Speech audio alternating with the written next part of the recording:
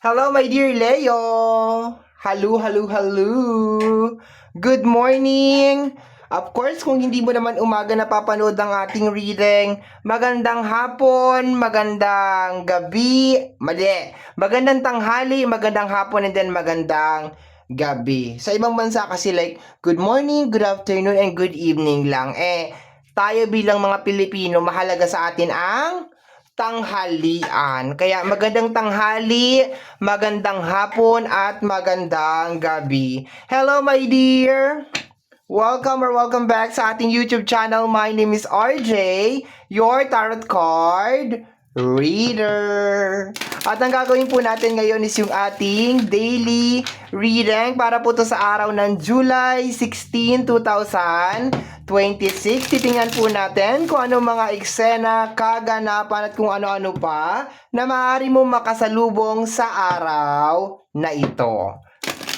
Maraming salamat po sa ating mga abangers. Hello mga abangers. Thank you very much. Maraming salamat po sa walang sawang paghihintay at pag-aabang ninyo ng ating mga readings. And thank you din po sa ating mga bagong subscribers. Hello my dear. Welcome po dito sa ating channel. I hope na mag-enjoy po kayo dito at sana yung mga readings natin ay nakakatulong po sa inyo o nakakatulong po sa ating lahat. Okay, my dear, tingnan natin kung anong meron sa araw na ito. July 16, 2026, Leo.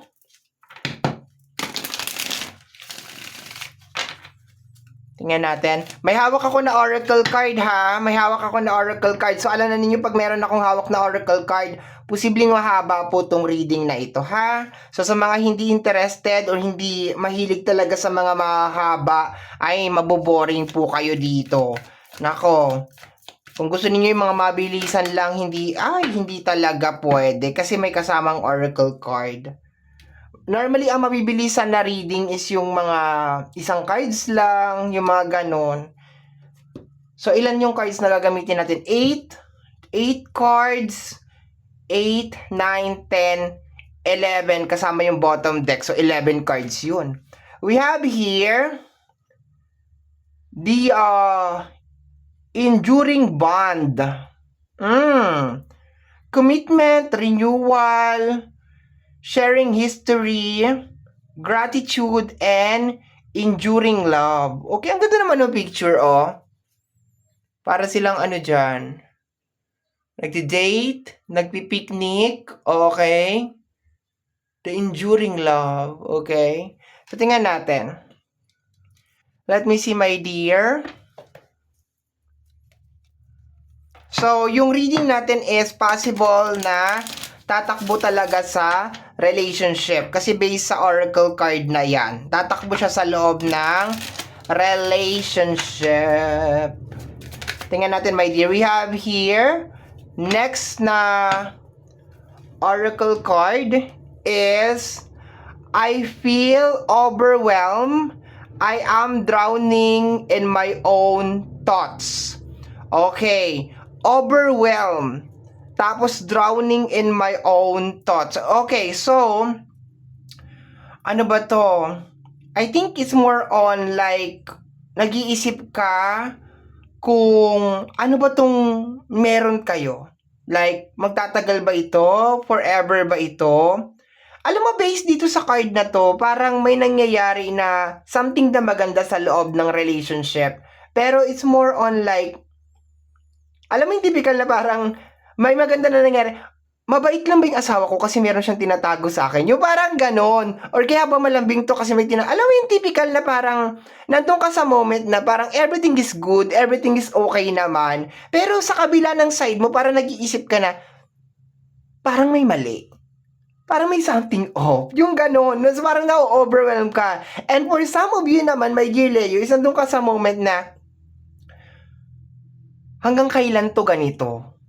'Di ba yung I can imagine yung typical na parang habang yakap mo siya tapos parang iniisip mo habang yakap mo siya hanggang kailan to ganito? Hanggang kailan tong ganitong pakiramdam? 'Di ba? Ngayon lang ba ito? Baka bukas wala na. So in short, my dear, nag-overthink ka ngayong araw na to. Talaga nag-iisip ka, my dear. And rather than trying to enjoy, my dear, the moment, no? Rather than trying to enjoy the moment, na parang, ayan, parang may celebration, parang may kainan or whatever, di ba? Nakasama mo siya, di ba? Okay. Halo-halo yung nararamdaman ko dyan kasi nararamdaman ko yung pakiramdam din na parang nakaw na sandali. Baka may mga nanonood dito na may nakaw na sandali lang and parang alam mo na hindi talaga siya magiging sayo kasi meron talaga siyang asawa. 'Di ba? Nararamdaman ko sa reading na to, my dear. Nararamdaman ko kayo na para bang bukas uuwi na siya, bukas kasama niya na ulit yung asawa niya or babawiin siya sa akin ng asawa niya. Nararamdaman ko yung may mga third party dito.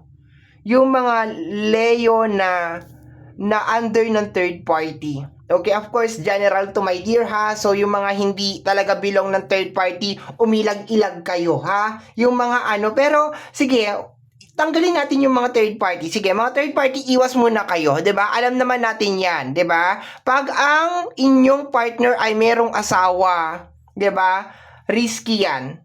Tagilid yan. Alam natin pare-parehas yan, my dear. Wag na tayong magkunwari. Wag na natin pagandahin pa yung senaryo. Hanggang sa wala talagang clear na hihiwalayan niya yung asawa niya, hindi talaga natin magiging 100% sure na sa'yo talaga siya. No, possible, baka ngayon nasa iyo siya, pero 'di ba, hindi natin alam kung ano mangyari sa mga susunod na araw kasi may asawa siya.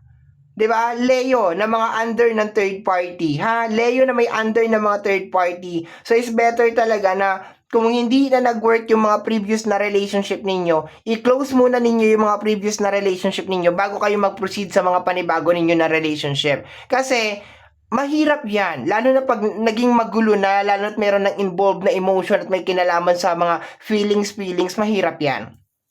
Pero for some of you, balik tayo dun sa pinaka-main course ng ating reading, my dear, okay? Yung iba sa inyo is talagang nagdududa. For some of you, baka nagdududa na, teka lang, masyado mabait yata to ha. Anong meron? Anong tinatago mo sa akin? Yung ganon, okay? It's more on parang hindi mo ma-enjoy yung nangyayari ngayon. Hindi mo ma-enjoy yung whatever is happening right now. So, yung mga nandito naman, about sa money, paano to? Like, 'di ba? Okay ba to? Yung ganito ganyan. My dear, try to enjoy yung moment ngayon kung may kinalaman sa money. Okay? Pero do it moderately. Kasi pagdating sa usapin ng pera, iba kasi ang usapan. Like yung happiness na meron tayo, pag meron tayong pera, hindi natin masusustain yan. That's the reality of it. So do it moderately. And ganun din sa usapin ng pagmamahal. Ayun! Sa usapin ng pagmamahal, ganun din. Do it moderately. Okay? Like, wag masyado. 'Di ba? Unahin mo muna mahalin yung sarili mo bago ka magmahal ng ibang tao. And kung meron kang pera as of this moment, do it moderately. 'Di ba? Wag ka masyado ma-overwhelm. Ay, napakarami ko naman pera eh. So, sige, gagastos na lang ako. Sige, gagawin ko lahat ng gusto ko. Remember, my dear, bilog ang mundo. So, whatever is happening right now, it's okay na i-enjoy mo siya. Pero try to be mindful, 'di ba? Try to be mindful, my dear Leo, for whatever is happening as of this moment. Okay, let me see, my dear. I feel overwhelmed. I am drowning in my own thoughts. Nag-overthink. Okay, nag-overthink. Actually, wala eh. Kabilaan, double blade ang nangyayari eh. Pag ginawan ka na maganda ng tao ngayong araw na to, nag-iisip ka, anong meron, anong kapalit nito? No? Pag ginawan ka naman ng hindi maganda, ganun pa rin. No? So, nag-overthink ka lang talaga, my dear. Like, nag-overthink ka. Para maalis tayo sa overthink na sitwasyon, we need to face the reality. Okay, nabanggit ko kanina yung mga mistress o yung mga kabet, no? So, alam nyo na, 'di ba? Tanggapin mo yung reality, 'di ba? Kasi normally pag mga ganyan na sitwasyon, kung ano yung kinakatakutan mo, mangyayari talaga siya. Na kung babawiin siya sa akin ng asawa niya, possible talagang bawiin siya kasi depende sa sitwasyon. Huwag tayo mag-deny. Kung alam mo may asawa yan, babawiin talaga yan ng asawa niya, 'di ba? Tingnan natin, my dear, ha. Kasi may devil over here. Possible nga talaga. Teka lang ha. Sa bagay hindi ko na marireceive kung walang dahilan. May devil over here. Probably baka nag-iisip ka baka may ginagawa yung asawa mo. Baka may tinatago yung asawa mo, my dear, okay? Parang sinasabi mo siguro, sobrang bait naman ng asawa ko. Di ba? Parang, okay, teka lang. We have here the energy of the Three of Wands. Okay, related sa energy na moving forward, okay? We have here the energy of the Magician, okay? Alam mo, nakuha ko sa energy ng Three of Wands at saka ng Magician. Possible na parang merong tao na parang pinapaikot-ikot ka lang, nararamdaman mo na pinapaikot-ikot ka lang niya. Pakiramdam mo parang may nagsisinungaling ngayong araw na to. Okay, yun ang nakukuha ko dito. May tao na parang sinusuhul-suhulan ka, pinapakitaan ka ng mga kung ano-ano, ganyan. Pero alam mo parang there's something off. We have here the energy of the Four of Cups. Parang pinagtatakpan. So, meron mga tao ngayon, my dear, na parang pinagtatakpan nila yung mga kasalanan nila.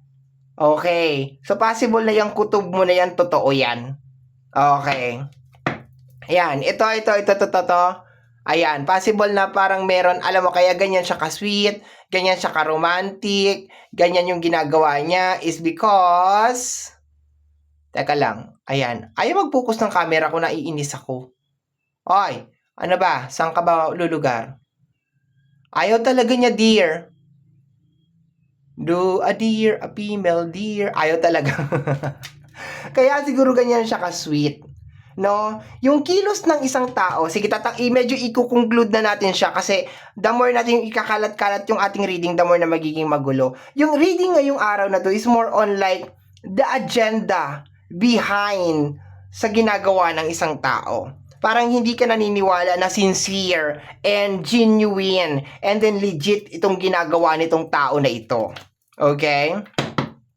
The Knight of Cups, I can feel na parang meron mga magsosorry ngayong araw na to. Pero you can actually feel, my dear Leo, na okay, like, you're not sincere. Like, there's something off. Okay, may mali. Kaya ka nagsosorry dahil, like, anong meron? Bakit ka nagsosorry? Bakit ka biglang bumait? Bakit biglang bago yung ihip ng hangin? Okay, there's something off. Okay, ngayong araw na to. E nararamdaman mo yon. The Devil again. Okay, sinashuffle ko yung cards, my dear. Okay, paikot-ikot lang si Devil sa reading natin. So, definitely, parang yung reading natin ngayong araw na to is umiikot sa agenda, like agenda and motive ng isang tao. And medyo nalulunod ka, medyo na-overwhelm ka, my dear, ng mga nangyayari ngayong araw na to. Kasi parang biglang bait, biglang, okay. We have here the energy of the Two of Pentacles. Two of Pentacles. Kasama ng ating Two of Pentacles is the energy ng Two of Wands. Okay. Angel number 22 or 22. Stuck tong energy na to, my dear. Okay? It's just like more on parang meron ka nararamdaman na parang hindi nagbabago. Parang, okay, parang ganun pa rin yung aura niya. Parang ganun pa rin yung sitwasyon. And ang lakas ng energy, my dear, na may agenda. Like, may agenda tong tao na to. Like, meron tong gagawin. May something to. Ganon. So, parang ngayong araw na to, naaamoy mo yung totoong motibo. Yung totoong yung totoong hadikain. Totoong layunin nitong kung sino man tong tao na to, my dear. Okay? So, nandun ka siguro sa moment na maniniwala ba ako dito? Patatawarin ko ba ito? Yung mga ganyan. Okay? So, yan. Pero definitely ngayong araw na to, merong nagtatago. Merong nagtatakip ng kanyang, pinipilit niya na hindi mangalingasaw yung kanyang basura. Yun ang nakukuha ko dito, my dear. Okay, may naguhugas ng kamay. Ayun, na pinakamaganda dyan. Parang may naguhugas ng kamay. Yun ang nakukuha ko, my dear. Pero nararamdaman mo na, teka, there's something off talaga. May mali. May biglang babait. May biglang mag-a-approach. Okay. We have here the energy of the Death card. Naka-reverse yung hawak ko ng card. Okay. Parang nakukuha ko, my dear, merong tao na parang dinidistract ka niya na gumawa ng desisyon. Parang yung energy, my dear, is more on like, disidido na ako, aalis na ako, ayoko na.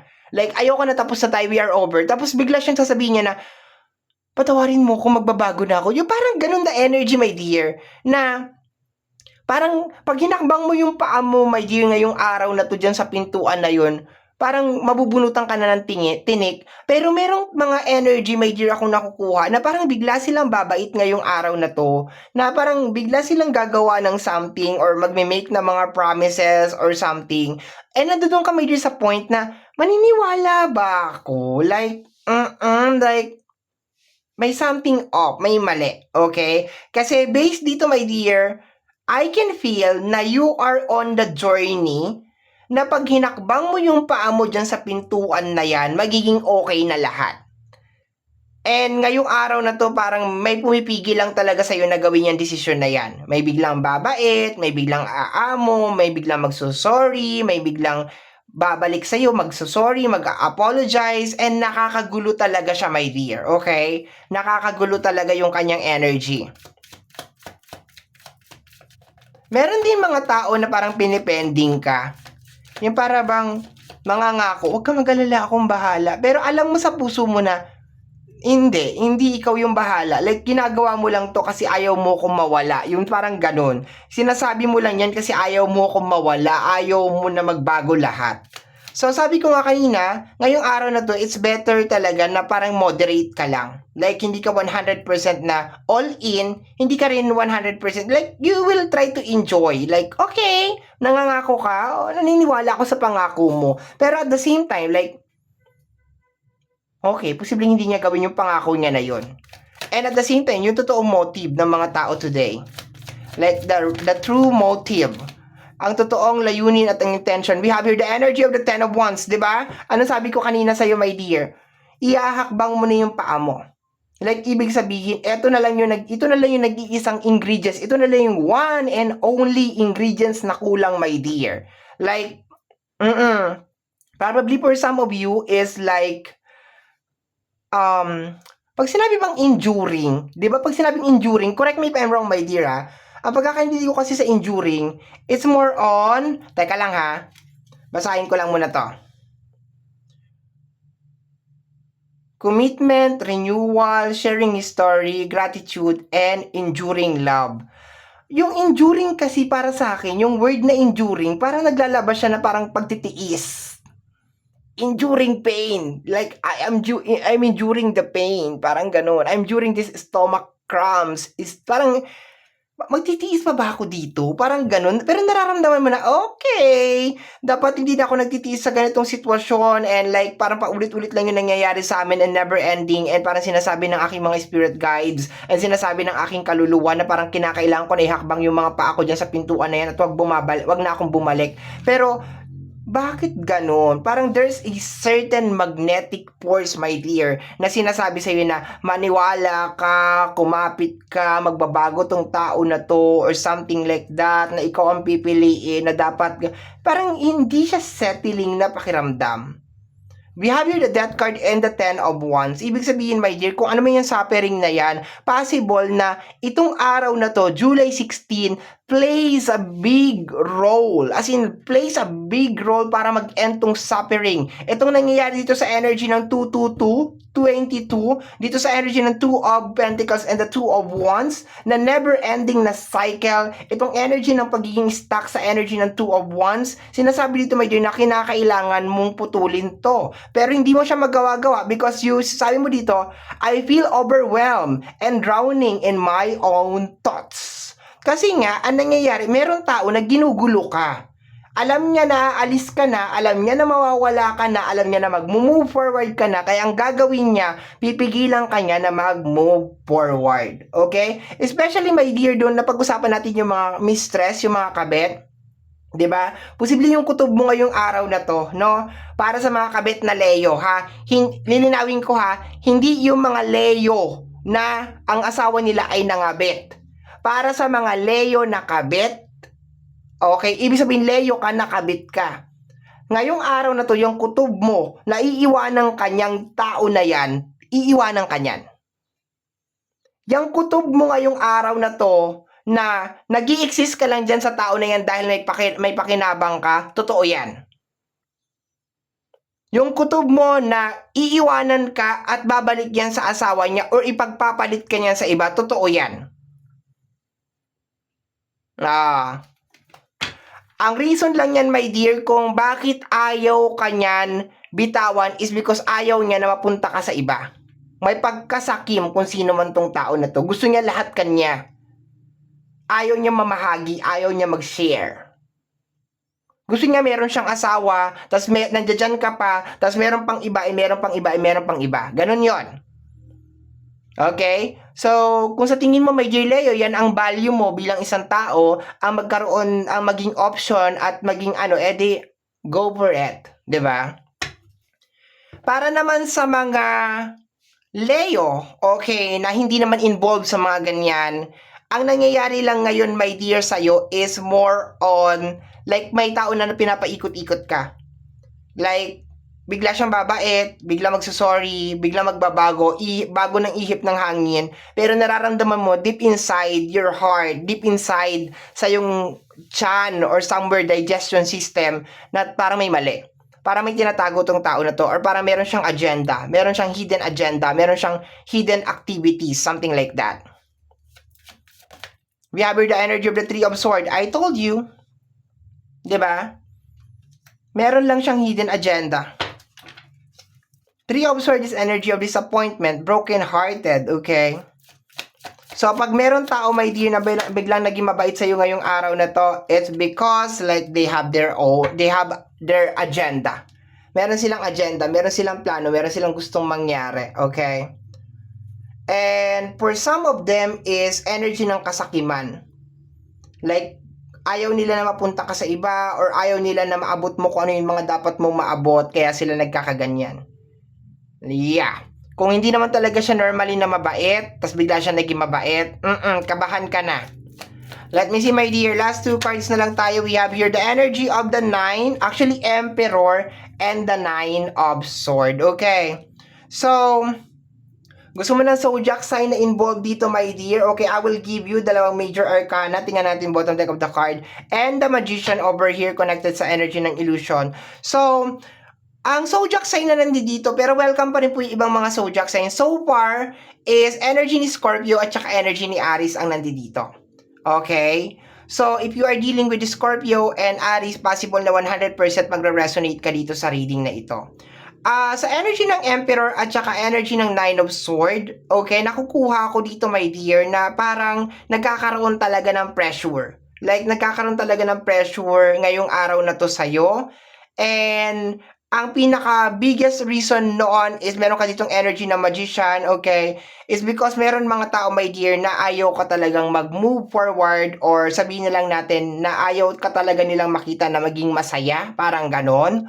Or like, ayaw nila na matuklasan mo kung ano yung totoo, meron silang tinatago, meron silang nililihim, okay?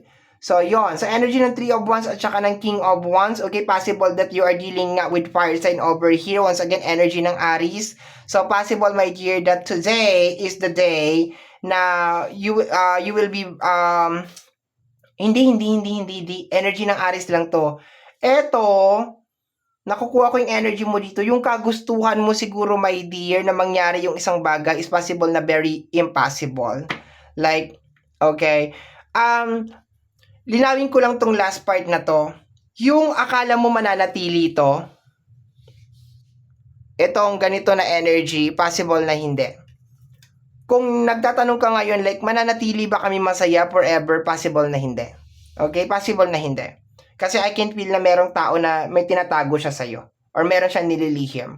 Like, sa kabila ng lahat ng ginagawa niya, na sweet or something, meron siyang tinatago na something. Meron siyang pinaplano na something. Okay? And alam ko na nararamdaman mo yan deep inside your heart. Okay? So, my dear Leo, yan po ang nasagap natin na message energy para sa araw na ito, July 16, 2026. Kagaya po na lagi kong sinasabi, ang tanging hiling at dasal ko lamang po sa ating buong may kapal na ang mga readings na ginagawa ko ay nakakatulong po sana sa ating lahat. Maraming salamat po. Thank you, my dear. Take care of yourself. Ingat po palagi.